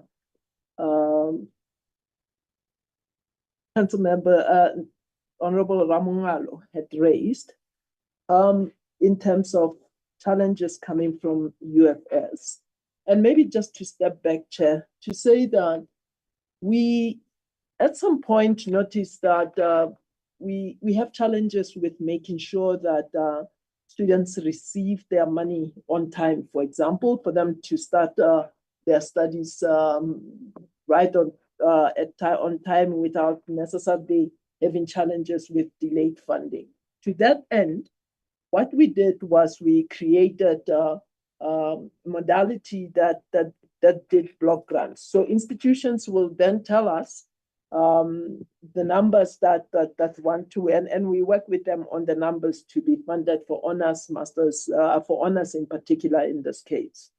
And one of the things that we saw as unintended consequence of this is that maybe the institutions, specifically in cases where you have satellite campuses, that centrally this happens to then maybe not so effective engagement with the campuses.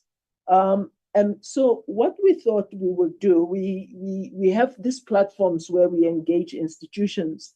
And in one of our stakeholder engagements, one of the things we thought we would do is to also send block grants letters to the institutions, largely to the satellite campuses, mainly to make sure, Chair, that there's sort of parity in terms of students that are then subscribed to that funding instrument. That yes, whereas we look at the institution directly, but also we notice that when we look at historically disadvantaged institutions, we also look at campuses that are coming from a part where they were historically disadvantaged. So for that, Honorable Ramungalo, we had you previously. We brought it back when I came back from the initial meeting. I think it was when we were presenting the annual performance plan, and we discussed it quite a bit. And so there are interventions now to say, how do we then make sure that we hear what's been raised? In terms of, Professor Mr. Singh looked at me and asked that maybe I should respond a little bit on the issue of tracking, because we work together on that. Chair, let me say that for students that are in the academic space that pursue an academic career, we have a very strong idea of where they are. We can tell a story. We can even tell you in terms of how long it takes them from honors all the way to PhD and what happens after that. And that is well and good. What we struggled with are students that then will enter the business world, that will enter life outside. Then what happens? And to that end, Chair, we have engaged SARS to say, is it possible to get data on this economically active students, if they are economically active, just to understand life beyond funding from the NRF? And there's been a toing and froing in this regard, helped by our colleagues from DSTI.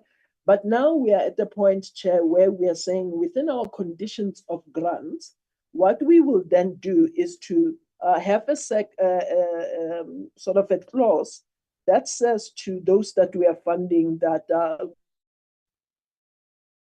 the NRF to engage SARS in getting what's happening to you post the funding period.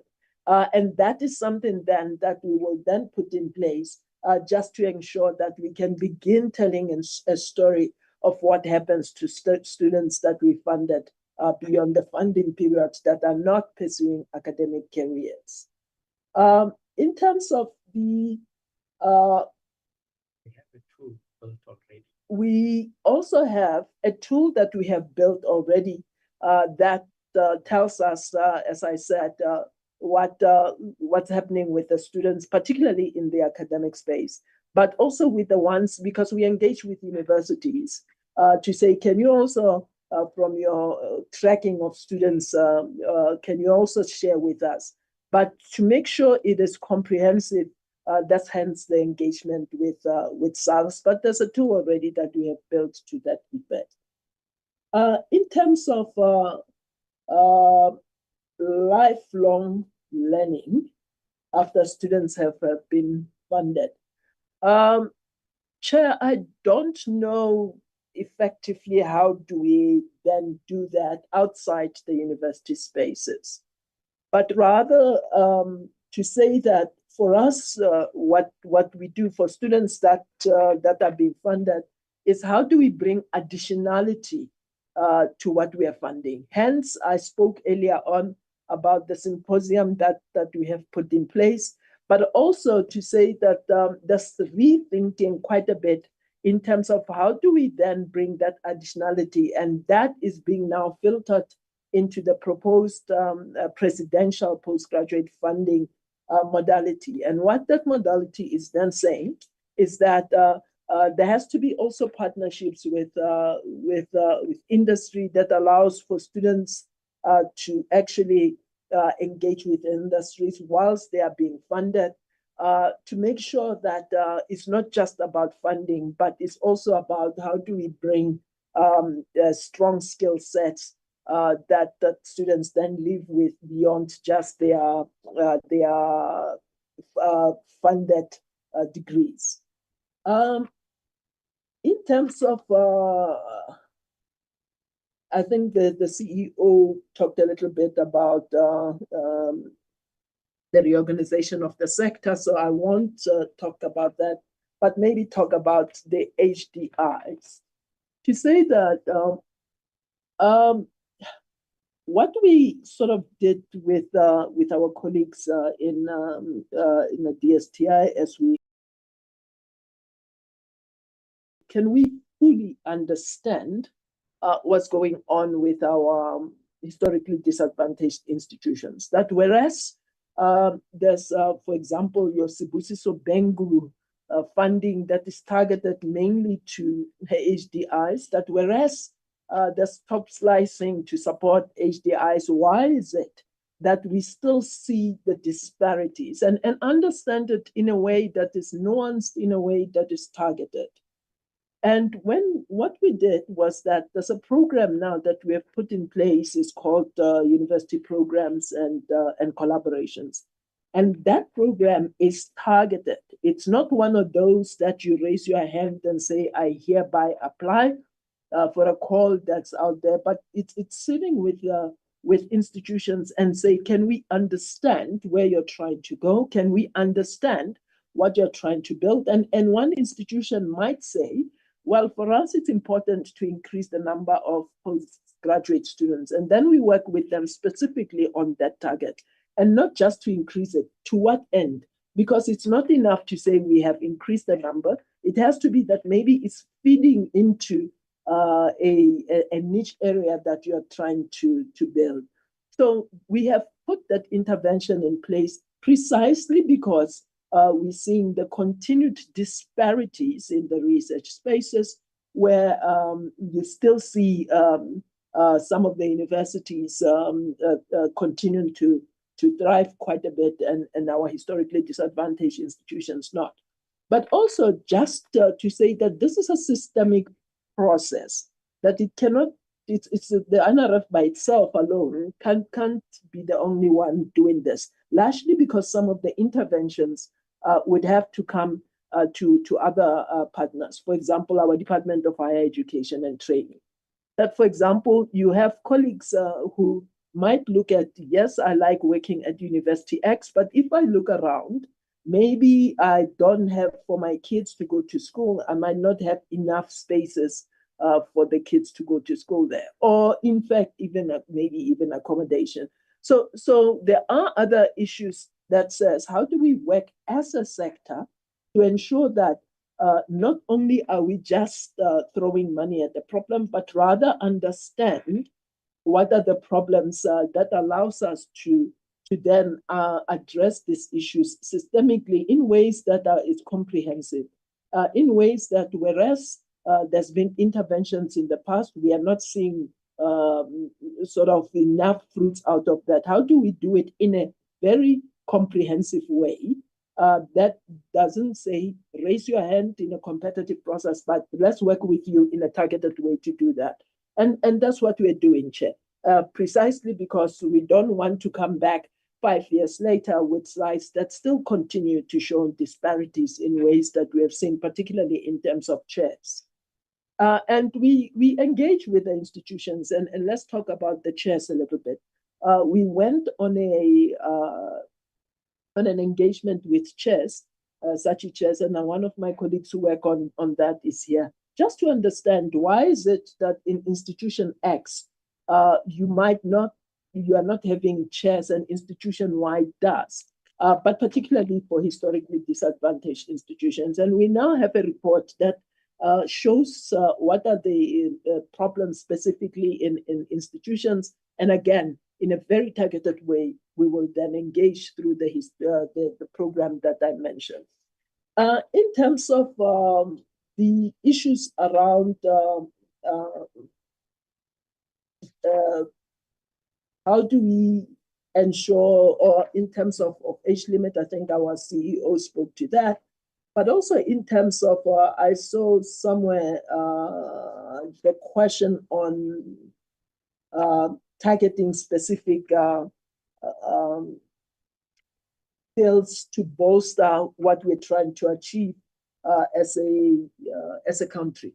And let me say, Chair, that yes, we might show that these are the numbers, so we're sort of showing the end. There's another layer behind this, and that layer is a layer that shows areas where we advertise for calls in specific areas, but also in the criteria itself. As we look at the criteria has a way of prioritizing and has certain aspects to say, what do we actually prioritize? But for that, Chair, I will pause a little bit and ask one of our colleagues who's responsible for postgraduate funding and emerging researchers whose portfolio it is to focus on that, who will talk a little bit about that. But in terms of also infrastructure in historically disadvantaged institutions, again, let me hasten to add that that is sort of a problem that we still have to work as a sector. And the Department of Higher Education and Training has funding through one of their instruments called Sibusiso Bengu, part of which looks at infrastructure. But again, I think it's when we look at what are the challenges in historically disadvantaged institutions, we have to do it in ways that that looks a little bit deeper than we have been doing, and then come up, like I said earlier on, with interventions that are targeted for specific institutions. But at this point, maybe let me pause and ask Dr. Nzango to respond to some of, particularly for postgraduate funding. And thank you, Honorable Chairperson and honorable members. To the point that was made by the CEO in his opening remarks, looking at the quality of the postgraduate students that we want to produce as the NRF, and also taking into consideration the limited resources that we have as the NRF. To the point that was made around age, linking it to the expectation that the NRF wants people to complete their doctoral qualifications at age 35, I think maybe there might be a little bit of a misunderstanding there. The expectation of the NRF is that we then link this with the requirement from the South African Qualifications Authority, where the expectation is that honors students are expected, as per the SAQA regulation, to complete their qualification at least within 1 year, and then master students are expected to complete their qualification at least in N+1, and then for PhD, the expectation is that they must complete their qualification at least in 2 years +1. Now, when you then look at the actual data that we sit with as the NRF, and then you then compare, again, this links to the point that was made by the CEO in the beginning, where the CEO indicated that for the NRF, it is important that we work collaboratively with the universities, where we say, has the student been allocated a supervisor so that they can complete on time? Has the student been allocated a research project so that they can complete? What we have seen through the data that we have analyzed is that because for the NRF, it is a requirement that when you get the scholarship, you are then you then have these two requirements from the onset.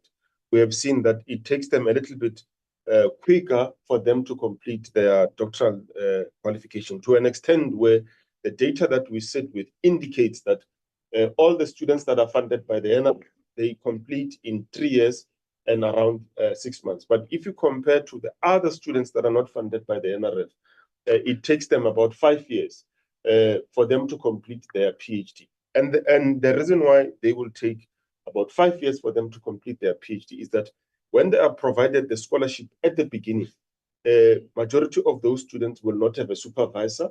They will not have identified the university where they want to pursue their PhD.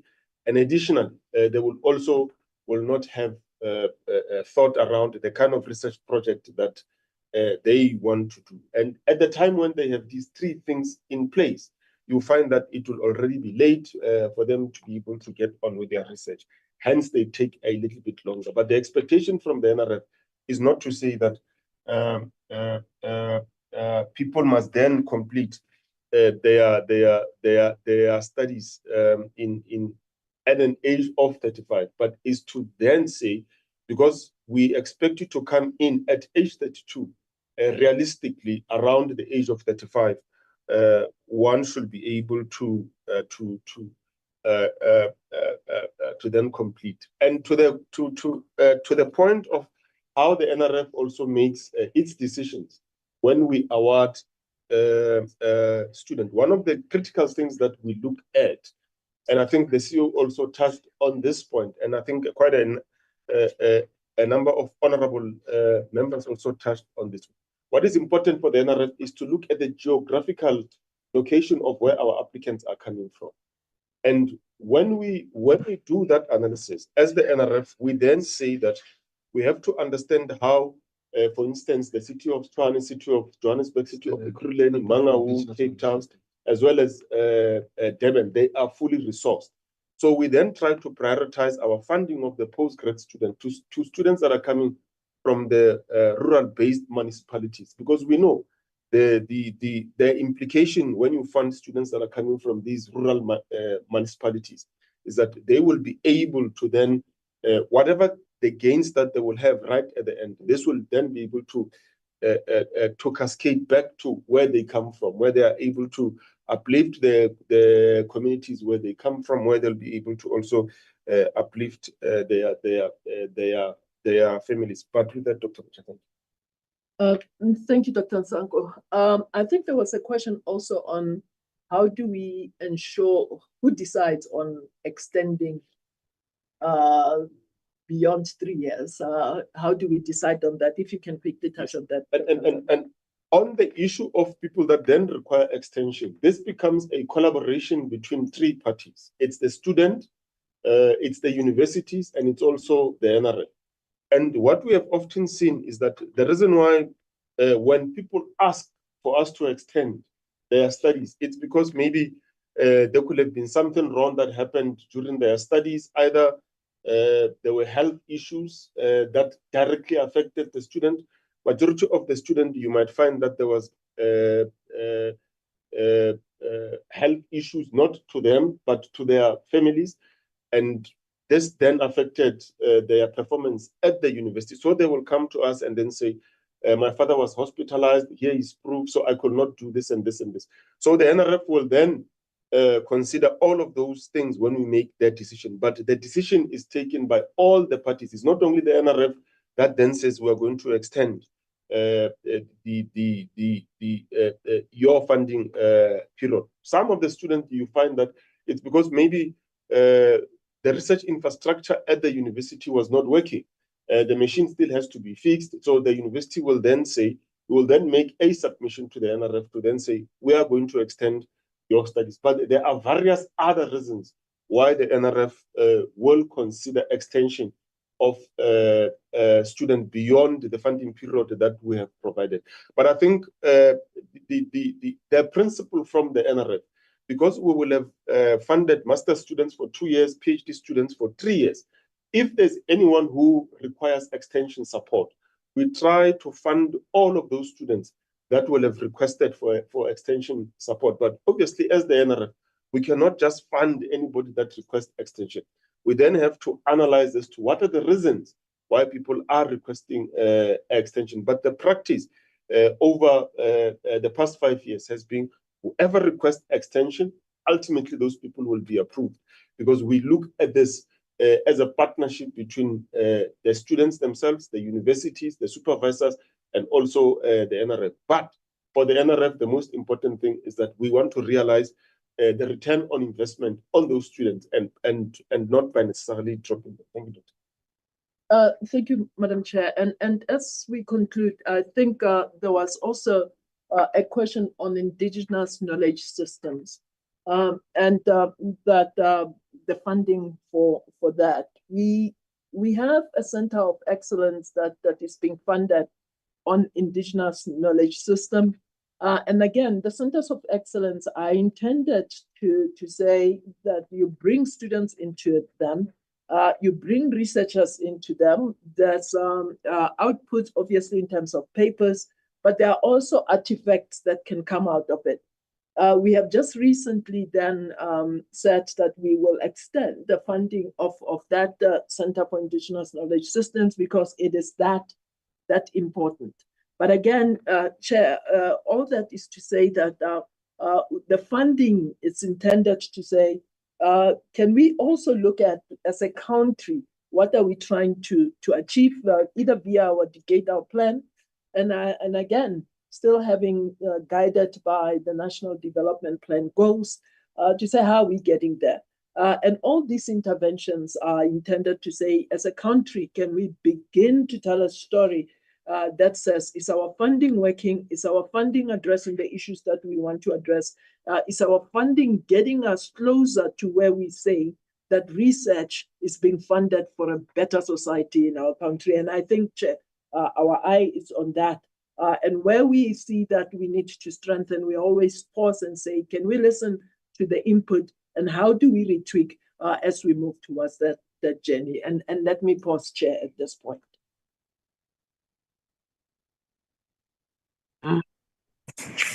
Thank you so much for presentation. DG, are we now fine?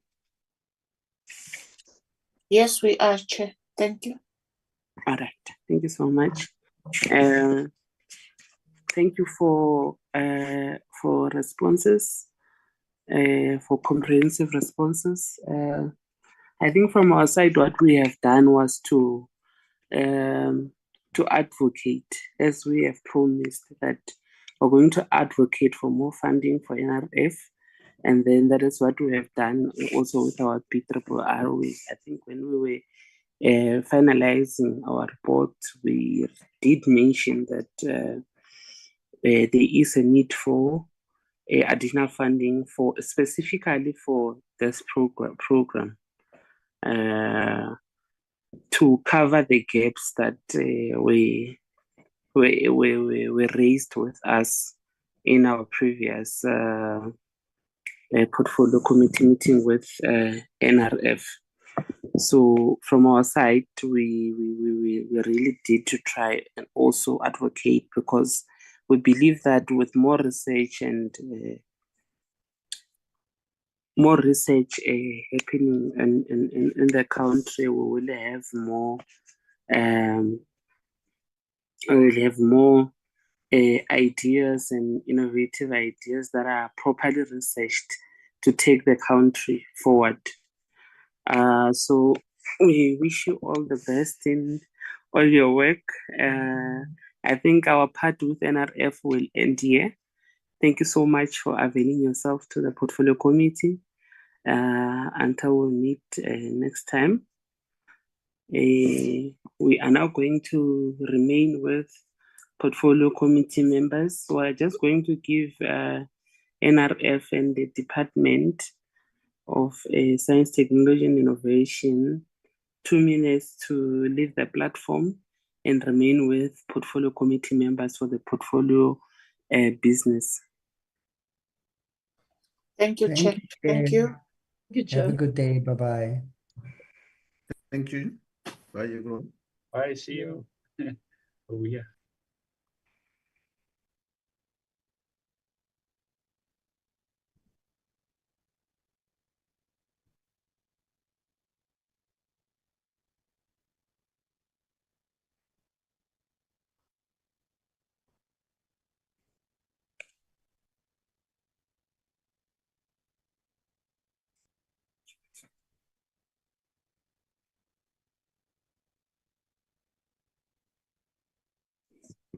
And as I want to believe that the department in NRF has now left us, can we now go back to our business, honorable members? We are going to take minutes of previous meetings for consideration and adoption by members. So we are going to allow Shanaz to take us through. Shanaz? Okay, Chair, I seem to struggle to present, so I'm asking Gunther to put on the minutes of the 22nd, please, of October. Okay, no, it's fine. Gunther, Chair?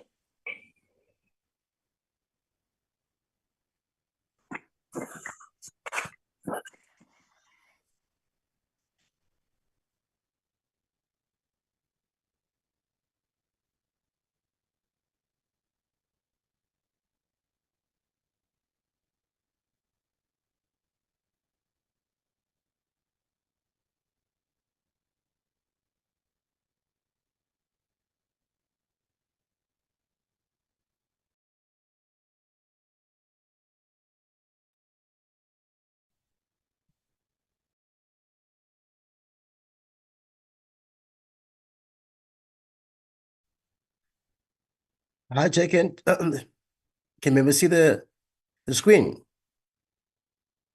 No, Gunther, it's not opening. It's not opening at all. Because on No. my side, it's open. What we see is 22 October. It's like the three, we still have the 3 documents that are not opened.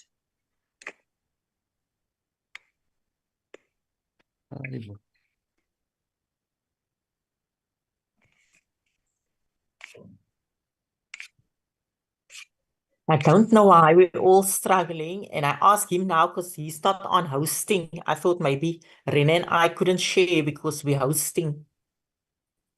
Okay. If that is the case, members of portfolio committee, can we allow her to like take us through the first minutes as and when they are still trying to flight the minutes? Is it fine with portfolio committee members? Oh, it's fine, sir. Chairperson. Okay, so Shanaz, you can take us through the first minutes.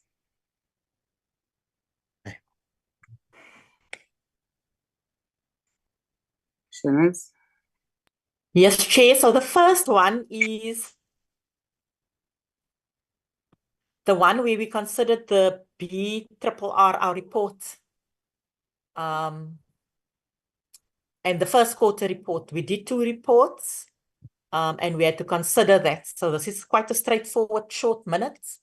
You can see all present it was yourself, Masapo, and Nkosi, Ramongalo, Mjado, Oposo. Everybody on this platform was present for that meeting. So it's straightforward. We just agreed to the BRR report with the amendments proposed and the first quarter expenditure report, performance report from the DSTI we considered, and then in that meeting we also adopted the minutes of the 17th September and the 15th October. So that's a straightforward short minute, Chair. So anybody that's on the platform can move and second. Can I remove her for adoption of minutes of the 22nd of October of BRRR report? Any mover members? Honorable Mazoni? Chair, I move for the adoption. Thank you, Honorable Mazoni. Any seconder? Second her. It's Honorable Mjad. Thank you. Yes. Yeah, thank you, Honorable members. Can we move for the Yeah, second? the next, Chair, the next minute is that of the 29th of October. We had the CSIR presenting on that digital capability. Yeah.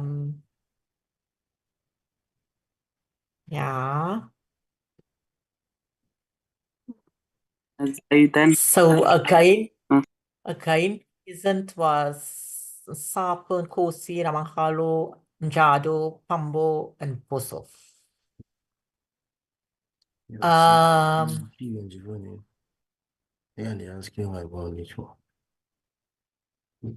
Can we mute if we're not?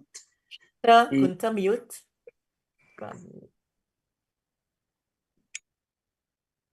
Okay, Chair, so that is that meeting that we had there at the Public Service Boardroom on the digital capability. I've sent the minutes, so I'm not going to go through all of that. Our deliberations are noted there, and then some of the recommendations that we had.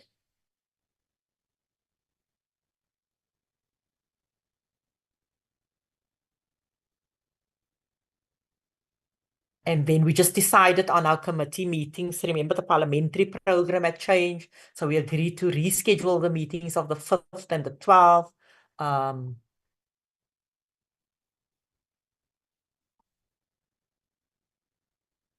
Yeah, and then we just proposed there that we will work on a committee oversight for December, but that obviously also had an effect or impact on the parliamentary program changes impacted on that.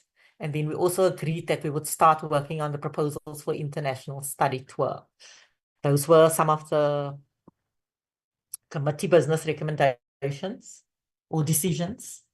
So that's also straightforward, Chair. Not a long minute. So if we can have a mover and a seconder. Mover So for the apology. reports The of apology. Okay. Shanaz?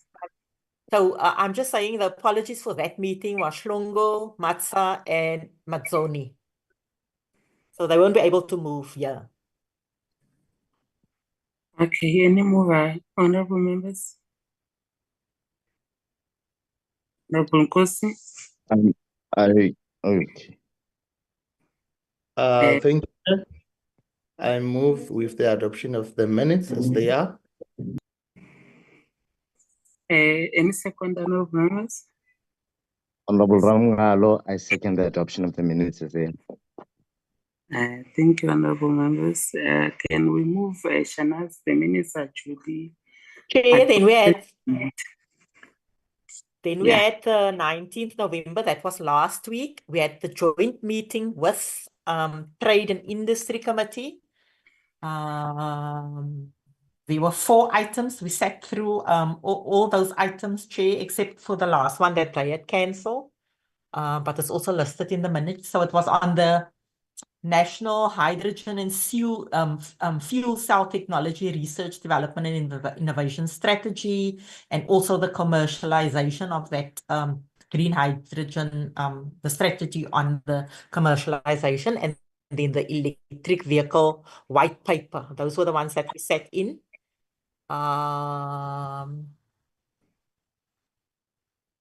From outside that can move is Shlongo, Nkosi, Sapo, Matsoni, Jadu, and yourself, of course, but I mean. You want me to move? Can we move us? Honorable No, Matsoni? no. I'm looking at who was attending the meeting. Honorable Matsoni? Yeah. No, it's fine, Shanas. Chairperson, I move for the adoption of the meeting. Thank you. Thank you, Honorable Matsoni. The second, Honorable Nkosi. I second the adoption of the meeting, Chair. Thank you.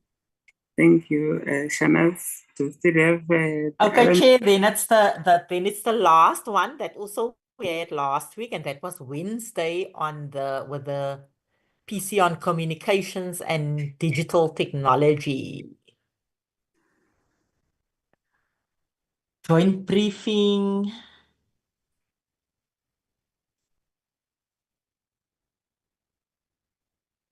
Now, everybody on this platform was there.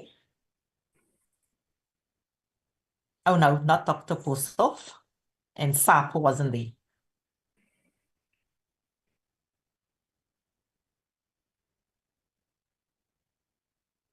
Okay. Are we now moving? Honorable Honorable Ramalo, sorry, Chair, I move for the adoption of the minutes. A seconder. Thank you, Honorable Ramgar. Chair, it's Honorable Mazzoni. I second the adoption of the minutes. Thank you, Honorable Mazzoni. Our minutes, I think these are the last minutes, duly adopted and seconded. Honorable members, this is our last portfolio committee meeting for this year.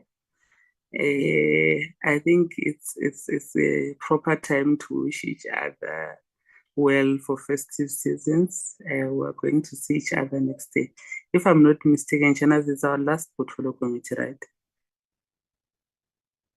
Yeah, yes, but the Monday in the program they opened up next Tuesday, but I thought I don't know it's just too short notice to unless there's something urgent, and we really don't have something urgent, Chair.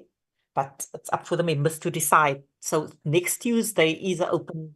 They opened it up the morning again, so the house is only sitting from 2. Oh, See you okay. next year. You want to see us next year already? We have an See you opening. next Wishing year. everyone a So, very Chair, happy Honorable festive Chair. season. Honorable Chair, when are we organizing a trip to overseas? No, we'll do that for next year, honorable members. We tried this year.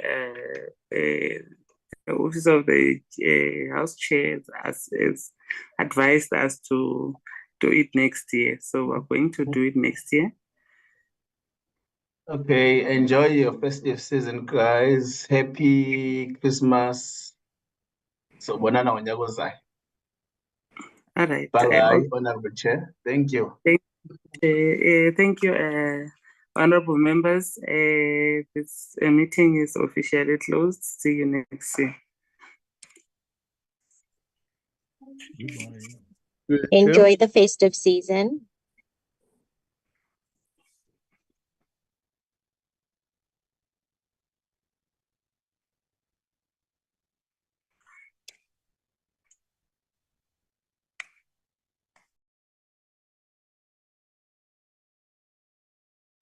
Renee?